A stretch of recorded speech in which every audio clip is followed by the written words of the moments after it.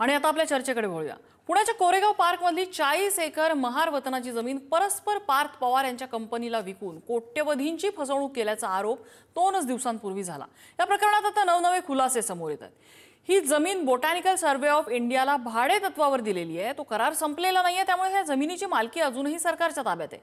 त्या जमिनीची विक्री शीतल तेजवानी यांनी खासगी असल्याचं दाखवत केल्याचं आता स्पष्ट झालंय। ज्यांना ही विक्री झाली आहे ती कंपनी आहे अजित पवार यांचे पुत्र पार्थ पवार यांची। या जमिनीच्या खरेदी खतामध्ये त्यांचं नाव नसलं तरी कंपनीने ही जमीन खरेदी केली आहे। त्या कंपनीतले ते सर्वात मोठे भागीदार आहेत आणि सध्या साध्या भाषेत अगदी सांगायचं झालं तर या व्यवहारात कोट्यवधी किमतीची सरकारी जमीन एक बाजार मूल्यापेक्षा 1/6 किमतीमध्ये खरेदी केल्याचं प्रथम दर्शनी दिसतंय। एवढंच नव्हे तर त्याची स्टॅम्प ड्युटी सुद्धा माफ करून घेण्यात आली। थोडक्यात या व्यवहारामध्ये सरकारलाच कोट्यवधींचा गंडा घालण्यात आलाय असं प्रथम दर्शनी दिसतंय। पवार आणि जमिनीचा वाद म्हणजे पवार कुटुंब आणि जमिनीचा वाद हा काही पहिलं प्रकरण हे नाहीये। वादातल्या जमिनीत श्रीखंड खायला पवार कुटुंबियांचं नाव वारंवार पहिल्यांदा येतच कसं? या जमिनीचा ताबा जर सरकारकडे असेल तर मूळ मालकांचं काय? परस्पर सरकारी जमिनींचा व्यवहार खासगी दाखवून करेपर्यंत यंत्रणा झोपा काढत होत्या का? पाणी कुठं मुरतंय?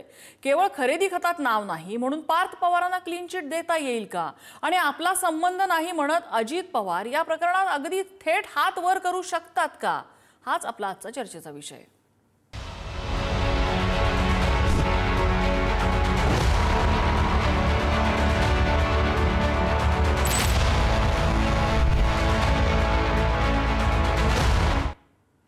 आणि याच संदर्भातल्या चर्चेत आपल्यासोबत सहभागी होत आहेत निवृत्त सनदी अधिकारी महेश झगडे सर, त्याचबरोबर ज्येष्ठ पत्रकार योगेश कुटे आपल्यासोबत आहेत आणि काँग्रेसचे प्रवक्ते हनुमंत पवार आपल्यासोबत आहेत। मी सुरुवातीला झगडे सरांकडे जाईन।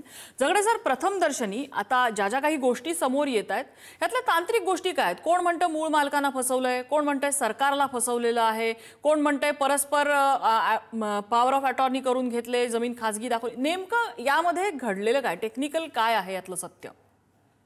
अमृता, मला सुरुवातीला एक सांगायला गरजेचं आहे की या प्रकरणातली वस्तुस्थिती मला म्हणजे निश्चित काय घडलं आहे हे मला माहिती नाही। कारण ते खरं कधी समजेल की ज्यावेळेस जी शासनाने अपर मुख्य सचिव महसूल यांची समिती नेमलेली आहे त्याच्यामध्ये काय घडलेलं आहे। पण एक निश्चित आहे की समितीचा अहवाल आल्यानंतर मग कोण दोषी आहे, खरंच चुकलंय का नाही चुकलेलं आहे का नुसताच काही काय होत आहे असा गाजावाजा होतोय का निश्चित कुठे दोषी आहेत हे त्याच्यामध्ये ते निश्चित येईल। पण जर आपण कायद्याची बाजू जर बघितली आणि हे जे काल 2-3 दिवस जे चाललेलं आहे त्यावरून असं वाटतं की मग काय कोणी कुणाची जमीन विकू शकतो का? या देशामध्ये आणि राज्यामध्ये कायदा नाही का?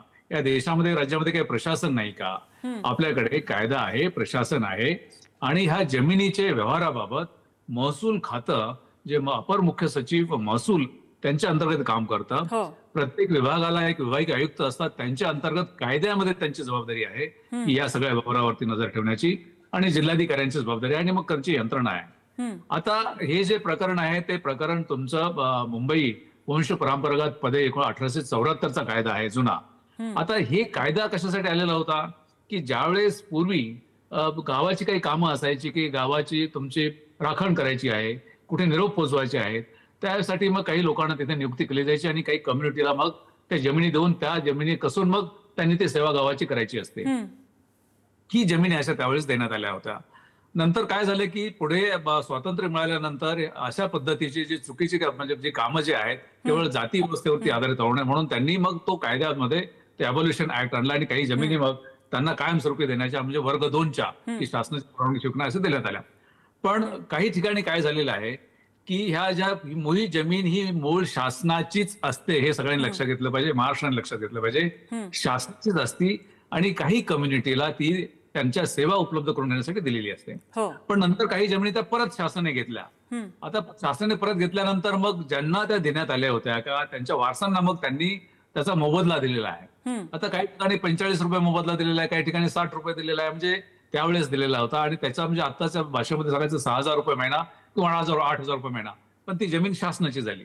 आता शासनाची जमीन झाल्यानंतर मग याच्यामध्ये पुढे आता अचानकचपणे 2010 मध्ये की पुन्हा त्या जे वतनदार होते किंवा इनाम ज्यांना दिलेला होता त्यांना द्यायचा हा प्रश्न उद्भवायचा काही कारण नाही। कारण की त्याच्यामध्ये लिमिटेशन ऍक्ट येतो की लिमिटेशन ऍक्ट जो आहे त्या लिमिटेशन ऍक्ट प्रमाणे की तुम्ही कधीपर्यंत तुमचा वाद करू शकता, तर सर्वजणपणे 3 वर्ष किंवा 12 वर्ष त्याचं लिमिटेशन आहे. आणि 12 वर्षात तुम्ही काहीच केलं नाही तर मग इतक्या वर्षानंतर पुन्हा की आमचं चुकलेलं आहे असं त्याच्यामध्ये म्हटलं जातं. असे प्रकरणं महाराष्ट्रामध्ये खूप आहेत. या प्रकरणामध्ये मग जुने वाद काढून मग नवीन काहीतरी त्याच्यामध्ये असे ऑर्डर्स घ्यायचे आणि मग फेरफार करायचे. अर्थात ही एकच घटना घडलेली आहे का? नाही. मी ज्यावेळेस डिव्हिजनल कमिशनर होतो नाशिकला त्यावेळेस अशीच एक तक्रार माझ्याकडे आली. कोलंबिका देवीची 200-250 कोटीची जमीन फक्त तलाठी आणि सर्कलने विक्रीला परवानगी दिली. म्हणजे ही जमीन विकताच येत नाही, शासनाला सुद्धा विकता येत नाही. ती जमीन त्यांनी परस्पर विकली होती. त्यांनी सगळी तक्रार केली, पण त्यावेळेसचे जिल्हाधिकारी आणि मग काही विभाग तर मूग गिळून बसले होते. म्हणजे सगळ्यांना माहिती असं काय चाललेलं आहे. म्हणजे इथे सरासर हा कायद्याचा भंग असतो. आणि याच्यामध्ये मी पुन्हा आपल्याला सगळ्यांना सांगू इच्छितो की याच्यासाठी कायदे आहेत आणि त्याची राबवण्याची आणि ते व्यवस्थित राबवले जातात की ते पाण्याची वरच्या अधिकाऱ्यांची जबाबदारी असते. त्यांनी नित्यनेमाने तपासणी करायची असते. अगदी नाही. झाडे सर, तुमचं एक महत्वाचं वाक्य मला आता कानामध्ये पुन्हा पुन्हा रिंग होतंय. म्हणजे सगळ्यांना माहिती असतं काय घडतंय ते, आणि ही ह्याच्यामध्ये खूप महत्वाची गोष्ट आहे. कारण अगदी मी काही ठिकाणी बघितलं जिल्हाधिकाऱ्यांनी प्रतिक्रिया दिली होती की आम्हाला अंधारात ठेवून सगळं ठेवलंय. अजित पवार या प्रकरणात म्हणतात मला काही माहिती नाही, ज्या बंगल्याचा पत्ता आहे तो काय माझ्या नावावर नाहीये पार्च, असं म्हणून बरेच जण या प्रकरणामध्ये हात वर करतात. योगेश कुठे ज्येष्ठ पत्रकार आहेत, या प्रकरणाचं जवळून रिपोर्टिंग सुद्धा करतात. कुठे सर तुमच्या नजरेत जी काही प्रायमा फेसी माहिती आलेली आहे त्यानुसार पाणी कुठं मुरतंय?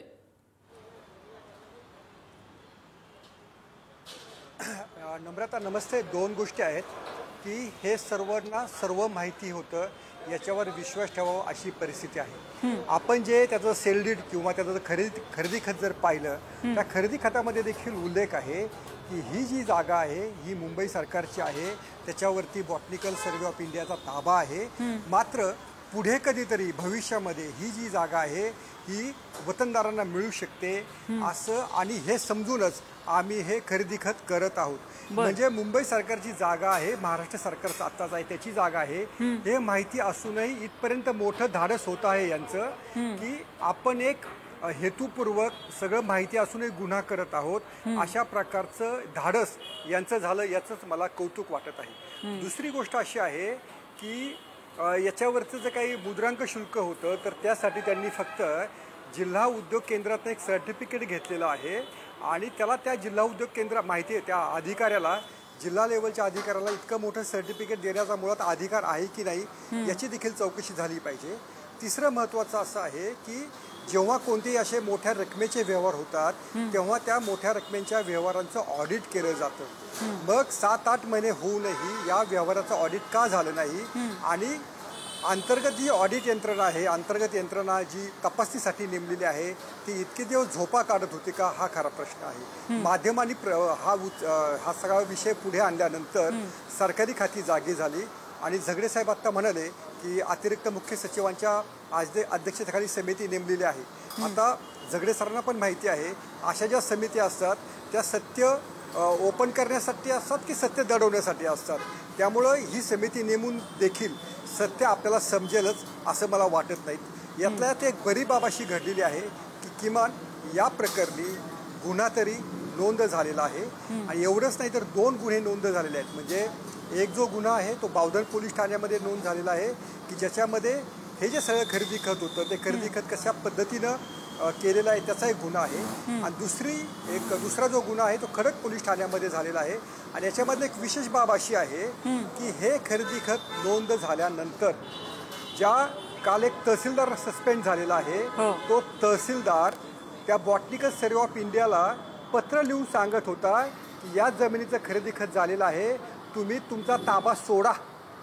म्हणजे सर मगाशी म्हणाले की तलाठी आणि सर्कल ते जमीन विकत होते, तसं हा पुणे शहरचा तहसीलदार बॉटनिकल सर्व्हे ऑफ इंडियाला कळवतो आहे की हा तुम्ही तुमचा ताबा सोडा आणि या कंपनीला, म्हणजे आर्मीला जी कंपनी आहे पार्थ पवार यांची, तिला ताबा द्या. आणि तहसीलदार लेवलवरतीच हे सगळं प्रकरण निस्तरलं जात होतं असा माझा तरी विश्वास नाही आहे. त्यामुळे तू आधी म्हणालीस की हे सर्वांना सर्व माहिती होतं, पण आता सर्वजण हात वर करत आहेत, हेच त्यातलं खरं सत्य आहे.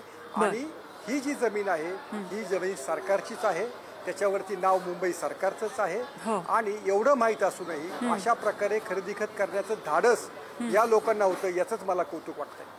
मी हनुमंत पवार यांच्याकडे येते. हनुमंत पवारजी, आता काही वेळापूर्वी आपण ऐकलं असेल की चर्चा अशी सुरू झाली आहे की ही जमीन आता पार्थ पवार परत करणार आहेत आणि कदाचित सगळं काही झालंच नाही अशा आवेशामध्ये सगळे भविष्यामध्ये वावरू शकतात. स्वीकारायचं का हे? पवारांनी जमीन हडपणं किंवा जमीन परत करणं त्याच्यामध्ये कुठेतरी शासन प्रशासन म्हणून एक व्यवस्था असते, त्या व्यवस्थेलाच फट्यावर मारायचं हा जो सत्तेचा माज आहे तो ह्या सगळ्या प्रकरणामध्ये प्रकर्षानं दिसून आला. मला 3 मंत्र्यांचं इथं प्रचंड म्हणजे हसू येतं किंवा संताप पण येतो की महसूल मंत्री काल चंद्रशेखर बावनकुळे साहेब असं म्हणाले की माझ्या खात्याकडे कुणीतरी अपील करायला हवं, मग मला याच्यावर सुनावणी घेता येईल. महसूल मंत्र्यांकडे महाराष्ट्रामधल्या जमिनीशी संबंधित सरकारी जमिनीशी संबंधित सगळ्या गोष्टींचं नियंत्रण असतं, ते त्याचे प्रमुख आहेत. इतकी मोठी पुण्यासारख्या शहरामध्ये इतकी मोठी जमिनीचं असं हस्तांतरण होतंय, खरेदी विक्री होते, बेकायदेशीर व्यवहार होते आणि महाराष्ट्राचे महसूल मंत्री स्पष्टपणे निर्लज्जपणे माध्यमांना सांगतायत की माझ्याकडे अपील झालं पाहिजे, मी चंद्रशेखर बावनकुळे साहेबांची या प्रकरणामध्ये चौकशी झाली पाहिजे अशी मागणी करतो. दुसरी मागणी आमची अशी आहे की महाराष्ट्राचे उद्योग मंत्री प्रेस घेऊन काल म्हणाली की उद्योग खात्यानं यांना शुल्क माफ करण्याचं, मुद्रांक शुल्क माफ करण्याचं काहीही आम्ही शिफारस दिलेली नाही, आमच्या अधिकाऱ्यांनी कार्यालयाने याच्याशी काहीही संबंध नाही. असं कसं असू शकतं? IT विभागाच्या वतीनं उद्योग तिथं उभा करतायत, IT हब सेंटर उभा करतायत म्हणून तुम्ही 21 कोटीचा महसूल बुडाला तुमच्या खात्यानं पत्र लिहिले, तुमच्या खात्यानं मंजुरी दिलेली, पण मंत्री उदय सामंत माध्यमांसमोर येऊन सांगतायत की आमचा काही संबंध नाही आणि मी पार्थ पवार यांच्याशी बोललोय. क्या बात आहे? आरोपींशी बोलतायत मंत्री, चौकशी लावती, तुम्ही न्यायाधीश आहात, पोलीस आहात, या प्रकरणात गुन्हा दाखल आहे आणि तुम्ही आरोपीशी मी बोललो आणि त्यांनी जी मला माहिती पाठवली त्यानुसार माझा काही संबंध नाही म्हणताय. उदय सामंत यांच्या खात्याची, उदय सामंत यांची चौकशी झाली पाहिजे. आणि तिसरी अत्यंत गंभीर गोष्ट अशी की या पुणे शहराचे पालकमंत्री म्हणून ज्यांच्याकडे कारभार आहे, सुई जरी कुठं पडली तरी अजितदादांचे कार्यकर्ते, प्रशासकीय यंत्रणा, पोलीस यंत्रणा त्यांना जाऊन सांगत असते. विरोधी पक्षाचा कार्यकर्ता काय बोलला, कुठं फ्लेक्स लावला, कुठं नाही, ही सुद्धा माहिती अजितदादांकडे ताबडतोब असते. पण आपला स्वतःचा मुलगा, महाराष्ट्राच्या अर्थमंत्र्याचा मुलगा 1800 कोटीची जमीन 300 कोटीला घेतो आणि त्या मंत्र्याला हे माहित नसतं. हे महाराष्ट्राला वेडं समजतायत ही सगळी लोक. अजितदादांनी माझ्या मुलाचा घराच्या पत्त्यावरती कंपनी नोंदवली याचं पण स्पष्टीकरण माध्यमांसमोर दिलं आणि पालकमंत्री, अर्थमंत्री, उद्योग मंत्री, महसूल मंत्री ह्या तिघाच्या खात्यामध्ये काहीही बोंगळ कारभार झाला तर मी मात्र माझ्या सोयीचा असेल त्यावेळेस गुन्हा दाखल करायला सांगेन आणि सोयीचं नसेल तर गुन्हा दाखल करायला सांगणार नाही. असा पवित्रा घेणाऱ्या देवेंद्र फडणवीस साहेबांना आपण प्रश्न विचारणार की नाही? कारण 1% गुंतवणूक असलेल्या पाटील नावाच्या मामे भावावर गुन्हा दाखल होतो आणि पार्थ पवारांवर गुन्हा दाखल होत नाही. गृहमंत्री म्हणून देवेंद्र फडणवीस साहेब याला जबाबदार नाही. त्यामुळे गृहमंत्री, अर्थमंत्री, महसूल मंत्री, उद्योग मंत्री या सगळ्यांनी महाराष्ट्राला लुटायचं षडयंत्र राबवलं आणि यांच्या आपापसातल्या राजकीय साठमाऱ्यामध्ये यांना वाटलं तर ते प्रकरण बाहेर काढणार, नाहीतर आम्ही काढणार नाही, जमीन परत देऊन ते मिटवणार, हे चालणार नाही. महारत्नाची जमीन होती, त्या वतनाच्या जमिनीवर सरकारचं कसा सातबाऱ्यावर नाव चढलं, सरकारनं ती जमीन या खाजगी कंपनीला कशी दिली, सगळ्या मंत्रालयाची याच्याशी संबंधित चौकशी झाली पाहिजे. एकटा तहसीलदार निलंबित करून तुम्ही कुणी वाचणार नाहीयेत याचं भान या लोकांना असणं गरजेचं. मी आता झगडे सरांकडे ते हा जो मुद्दा आता हनुमंत पवार यांनी मांडला की महार वतनाची जमीन, नम्रता याच्यामध्ये मला एकच सांगायचं. हा कुठे सर बोला. नम्रता, मला हा एकच मुद्दा असा मांडायचा आहे की आता माध्यम बातमी अशी चालवत आहेत किंवा तुमच्या बोलण्यात देखील आलं की पार्थ पवार हे जमीन परत करतायत. हा मला वाटतं हा क्रूर विरोध होऊ शकेल. पार्थ पवार यांची ही जमीनच नाहीये, ती जमीन सरकारचीच आहे. त्यामुळे हे जे काही एक नॅरेटिव्ह आहे की पार्थ पवार आता जमीन करणार, काय प्रायश्चित्त घेणार, पश्चाताप त्यांना झालेला आहे, अशा प्रकारचं जे काही सांगणं होतं ते मला वाटतं ते जरा थोडंसं योग्य नाहीये. एक तर पार्थ पवार यांनीच चूक केलेली आहे, सरकारची जमीन त्यांनी लाटण्याचा प्रयत्न केलेला आहे. त्यामुळं पार्थ पवार आता जमीन परत करतायत हे वाक्य हे जरा थोडंसं योग्य वाटत नाही. ठीक आहे, मी झगडे सरांकडे ते. झगडे सर, आता हनुमंत पवार पण म्हणाले की महार वतनाची जमीन आहे, त्यावर सरकारचं नाव कसं चढलं ह्याची चौकशी झाली पाहिजे. पण काहीही झालं तरी आत्ता ती बॉटॅनिकल सर्व्हे ऑफ इंडिया म्हणजे सरकारच्या ताब्यामध्ये ती जमीन आहे आणि त्या जमिनीची परस्पर विक्री होते. आता ह्याच्यामध्ये मुद्दा असा आहे की आयदर सरकारच्या जमिनीची लूट झाली आहे किंवा जे मूळ मालक आहेत जे दावा करतात की आमची लूट, आम्हाला फसवलेलं आहे, आमची जमीन परस्पर घेतलेली आहे. तर ह्याच्यामध्ये मूळ मालकांना इथे से उरतो का जर ती जमीन सरकारच्या ताब्यात आहे तर? नाही, आता कसं आहे की हा तुम्ही नम्रता की सरकारच्या ताब्यात आहे हे वाक्य तितकंसं बरोबर नाहीये फॅक्च्युअली. कारण जे मी बघतोय तुमच्या वाहिन्यावरती आणि जे तुमच्या स्क्रीनवरती काही चॅनलने किंवा तुम्ही पण दाखवलं आहे. वस्तुस्थिती अशी आहे की 1955ला ही जमीन ही राज्य शासनाच्या मालकीची झाली, जी वतनाची जमीन होती. तेव्हापासून ते आजपर्यंत ती राज्य शासनाच्याच मालकीची आहे. ती जमीन पुन्हा त्या महार वतनदारांच्या वारसांना मिळावी म्हणून अर्ज करण्यात आले होते राज्य शासनाकडे. राज्य शासनाने ते फेटाळून लावले की ती जमीन, त्यामुळे त्याचं स्टेटस तुमच्या याच्या म्हणण्याप्रमाणे तरी ते आज सरकारच आहे. त्यामुळे त्याच्यामध्ये की हे नाही. आता काय झालं की त्याची खरेदी झाली असं दिसतंय. पण मला पुन्हा एकदा महाराष्ट्राला सांगायचं आहे की कोणाचा दबाव आला, राजकीय नेत्याचा आला, कुठल्या कुणाचा एखाद्या गुन्हेगारी वृत्तीच्या लोकांचा दबाव आला म्हणून प्रशासन काही करणार का?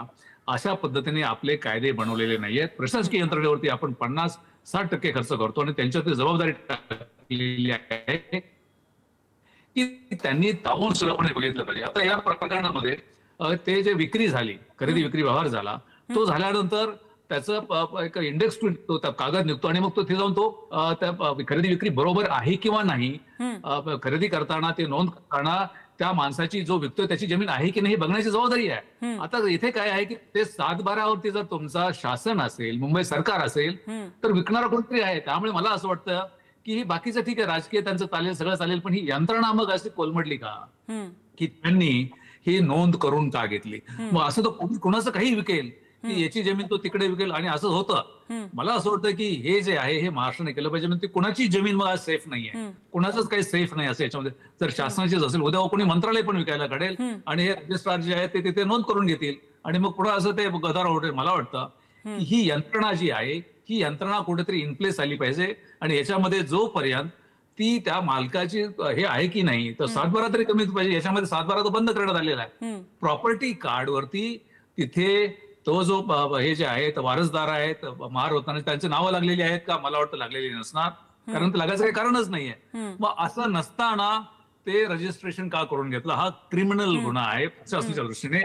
आणि मग हे प्रशासकीय व्यवस्थेला आहे. उद्या तुम्ही राजकीय नेतृत्वाला दोष द्या, हे करा ते करा, ते म्हणजे थोडक्यात सर याच्यामध्ये जी तेजवानी नावाची, शीतल तेजवानी नावाची जी व्यक्ती आहे, तिने जे 272 कोण जे वारस आहेत त्यांचं पॉवर ऑफ अटॉर्नी स्वतःच्या नावे करून ती जमीन खाजगी दाखवून त्याची विक्री जी केलेली आहे, ही सगळी प्रक्रिया इथे इनव्हॅलिडच होते. त्याच्यामुळे हा क्रिमिनल ऑफेन्स आहे असं म्हणताय तुम्ही? नाही, माझं असं म्हणणं आहे की क्रिमिनल ते करणार, असे क्रिमिनल एलिमेंट्स राज्यामध्ये जगामध्ये आहेत. ते असं करणार आणि कायद्याने ते गृहीत धरलेले असं करणार.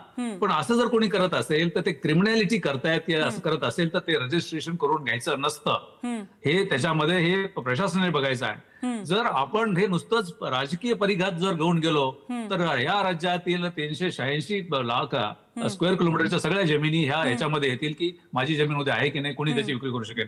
मला वाटतं की हे यंत्रणेमधला सगळ्यात मोठा दोष आहे. आणि त्याच्या पलीकडे मी जाऊन सांगेल की देशाला जरी स्वातंत्र्य मिळालं असलं तरी ह्या जमीन हक्काच्या बाबतीमध्ये आणखीही शेतकऱ्यांना आणि जमीन मालकांना स्वातंत्र्य नाही, असं कोणी कोणाचंही काही करू शकतो. त्यामुळे मला वाटतं की ही जी यंत्रणा आहे या यंत्रणेकडे कधीतरी लक्ष दिलं पाहिजे. यंत्रणेवरती ज्यांनी हे केलं त्यांच्यावरती जे सुपरविजन करण्याची गरज आहे. राईट अप टू महसूल सचिव हे काय करताय, म्हणजे यांनी हे प्रत्येकाची जमीन ही केली पाहिजे, त्याच्यामध्ये सेव्ह केली पाहिजे. इथं शासनाची जमीन आहे, तर शासनाची जमीन सेफ नसेल तर मग सामान्य नागरिकाची जमीन सेफ का राहते? आणि त्याच्यामुळे मग ह्या दृष्टीने सुद्धा महाराष्ट्राने त्याच्याकडे बघितलं पाहिजे. केवळ कुठले राजकीय लोक काही करतायत, हे करतात, ते होत आहे, म्हणजे तुमचं ते चालू द्या.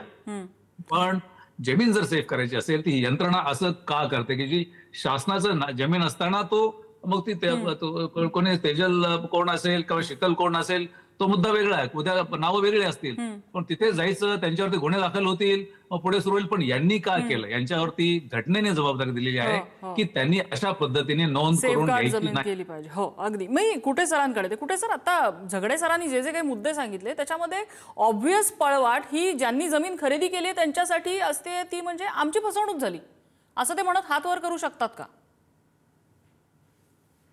नम्रता मला विचारलं नाही, मी कुठे सरांना विचारलं. अजिबात नाहीये, कारण त्याच्यामध्ये जे खरेदी खत